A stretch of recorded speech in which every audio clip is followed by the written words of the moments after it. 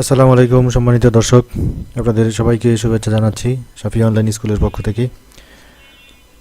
গত ক্লাসে আপনাদের সাথে আলোচনা করেছিলাম আইনের ধারা 85 অনুযায়ী। তো সেখানে কয়েকটা এডিশন আছে। 2012 সালে যে আইনটা হয়েছে সেখানে সব কয়টা জরিমানার কথা বলা নাই, কিন্তু পরবর্তীতে সেখানে আরও কতগুলো জরিমানার কথা অ্যাড করা হয়েছে পরবর্তী অর্থ আইন 2022 অনুযায়ী। অর্থ আইন 2022,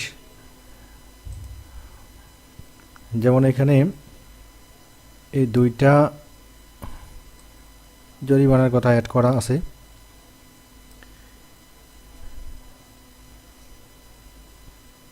এই যে মূর্ধন্য ন, অব্যাহতিপ্রাপ্ত পণ্য বা সেবা সরবরাহের ক্ষেত্রে আইনের ধারা 51, 53, 54, 64 এবং 107-এ উল্লেখিত বিধান পরিপালন করিবার ব্যর্থতায় বা অনিয়মে 1 লক্ষ টাকা জরিমানা হতে পারে। তো এখানে এই যে আমি রেফারেন্সটা একটু দেখাই, এটা 75 ধারা।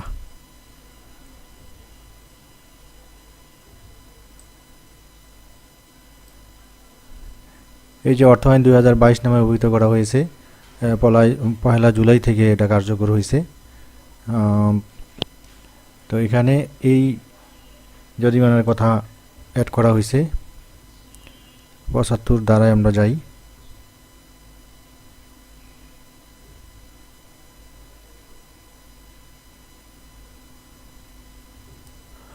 এই যে অব্যাহতিপ্রাপ্ত পণ্য বা সেবার ক্ষেত্রে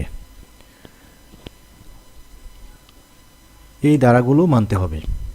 যদি না মানা হয় তাহলে 1 লক্ষ টাকা জরিমানা করা হবে। তো এখানে এই 51 নম্বর ধারা মূল যে আমাদের ব্যাট আইন আছে 2012 সালে হয়েছে, সেই তার 51 ধারায় কর চালানপত্র এর কথা বলা হয়েছে। 51 ধারা মানে কর চালানপত্র। তো কর চালানপত্র সংরক্ষণ করতে হবে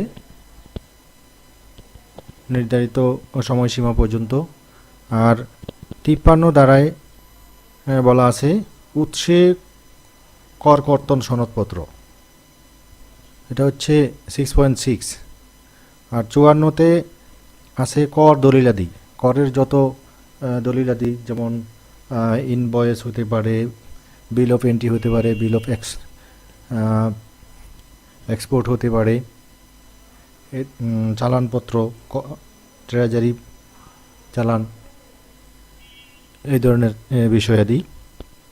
তারপর সকল ধরনের পুস্তক, যেমন 6.1, 6.2 অথবা প্রযোজ্য ক্ষেত্রে 6.2.1, এগুলো সংরক্ষণে রাখতে হবে। আর একটা হচ্ছে 107-এ কি আছে দেখি, মূল আইনের 107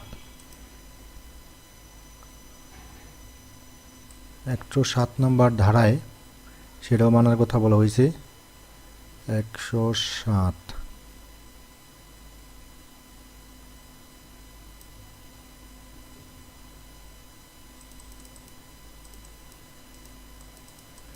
এই যে 107-এ যা আছে অনেকগুলো আছে, এর মধ্যে ইনপুট আউটপুট কোএফিসিয়েন্ট অর্থাৎ 4.3, এটা অবশ্যই জমা দিতে হবে। 4.3 অর্থাৎ ইনপুট আউটপুট উপকরণ উৎপাদ কোএফিসিয়েন্ট, এটা প্রায় সকল ব্যবসায়ীকেই সংরক্ষণ করতে হয় বা সরবরাহ করতে হয়। আর শুধু রপ্তানিকারক যদি রেয়াত না নেয়, এই 4.3 ইস্যু করতে হয় না, অথবা সেবা প্রদানকারী যদি রেয়াত না নেয় তারও এই ইনপুট আউটপুট কোএফিসিয়েন্ট বা 4.3 ইস্যু করা লাগে না। আর সকল ব্যবসায়ীর ক্ষেত্রে, নিবন্ধনকৃত সকল ব্যবসায়ীর ক্ষেত্রে এটা করতে হয়। তো তো এই ইনপুট আউটপুট কোএফিসিয়েন্ট বা 4.3 ফর্মটা এটা খুব যতটা প্রোডাক্ট আছে, কোনো ব্যবসায়ী কত হাজার প্রোডাক্ট সেল করে, প্রত্যেকটা প্রোডাক্টের জন্য এটা তৈরি করে জমা দিতে হয়। এটা কমিশনার অফিসে জমা দিতে হয়, নিজের কাছেও রাখতে হয়।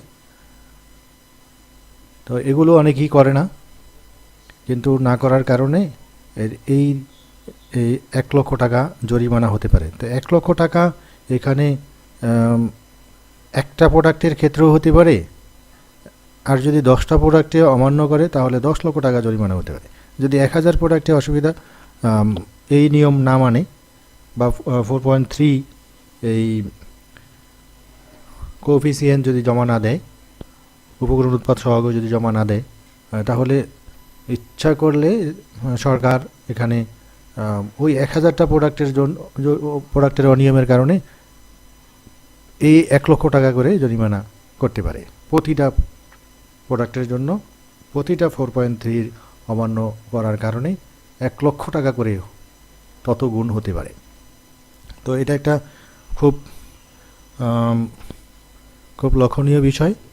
যারা ব্যবসায়ী তারা এই অপরাধের কারণে, এই অনিয়মের কারণে তাদের ব্যবসা বন্ধও হয়ে যেতে পারে। অনেকে আছে যে 10 বছর ধরে 20 বছর ধরে ব্যবসা করে, ব্যবসার শুরু থেকে এই পর্যন্ত তার এই 4.3 সে জমা দেয়নি। এটা অনলাইনে দেওয়া যায়। তো এতদিন যে দেয় নাই, এর জন্য বিশাল আকারে তার জরিমানা ধার্য করা লাগতে পারে। তো দর্শক, এই ছিল আজকের খুব সংক্ষিপ্ত ভিডিও। ভালো থাকবেন সবাই। নতুন কোনো ভিডিও নিয়ে আবার আমরা আসবো। আসসালামু আলাইকুম।